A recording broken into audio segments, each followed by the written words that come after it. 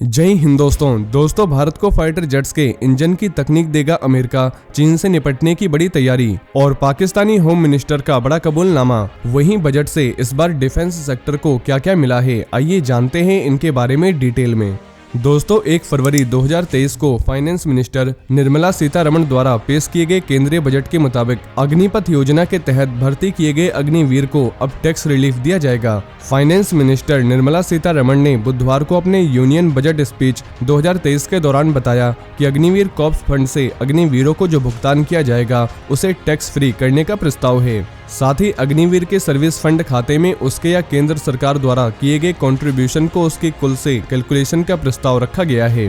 वहीं finance minister Nirmala Sitharaman ने आज वेडनेसडे यानी 1 फरवरी को मोदी सरकार के दूसरे कार्यकाल का पूरा बजट पेश किया है और यूनियन बजट में साल 2023 से 24 के लिए डिफेंस सेक्टर को कुल 5.94 लाख करोड़ रुपए का बजट आवंटित किया गया है, जो कुल बजट का 8% है। तो चलिए कुछ पॉइंट्स के थ्रू इसे समझते हैं।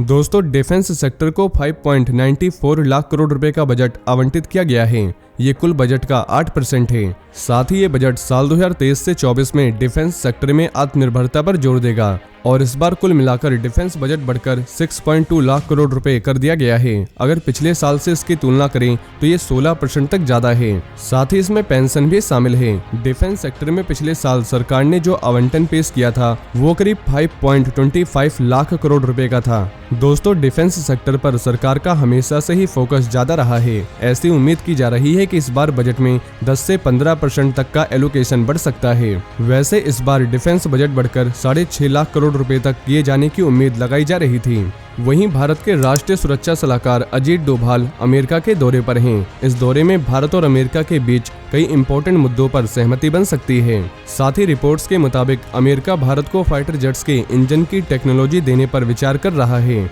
यानी दोनों देश जनरल इलेक्ट्रिक कंपनी के इंजनों का ज्वाइंट प्रोडक्शन कर सकते हैं। साथ ही माना जा रहा है कि चीन की बढ़ती चुनौती से निपटने और भारत की रूसी हथियारों पर निर्भरता को कम करने के लिए ये बड़ा कदम साबित हो सकता है। वैसे अमेरिका की जनरल इलेक्ट्रिक कंपनी के इंजन फाइटर जेट्स में इस्तेमाल किए जाते हैं और फ्यूचर में इनका भारत में प्रोडक्शन हो सकता है।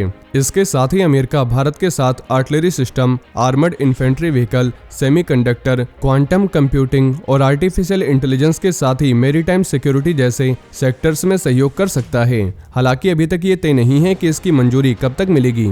वहीं पाकिस्तान ने आतंकवाद और जिहाद का जो गड्ढा खोदा था, आज वो उसी में फंस गया है। पाकिस्तान के होम मिनिस्टर राणा सनाउल्लाह ने खुद स्वीकार किया है कि मुजाहिदीन को तैयार करना और उनके साथ वॉर में जाना एक बड़ी गलती थी।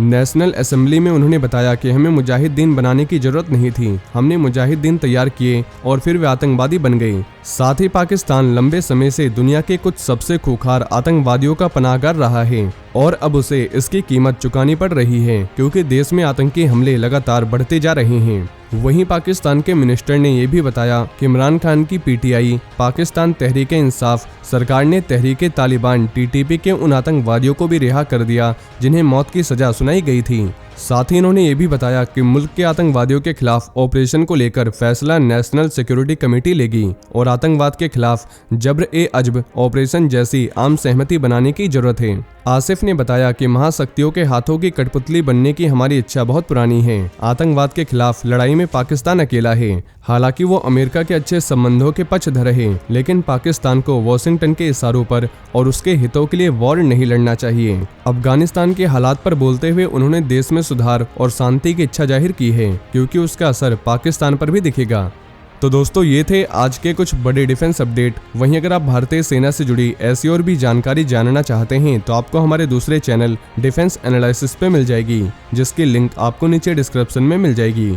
और ये इन्फॉर्मेशन अगर आपके लिए यूजफुल रही हो तो वीडियो को ज़्यादा से ज़्यादा शेयर करें और चैनल को सब्सक्राइब करना न भूलें। जय हिंद, जय भारत।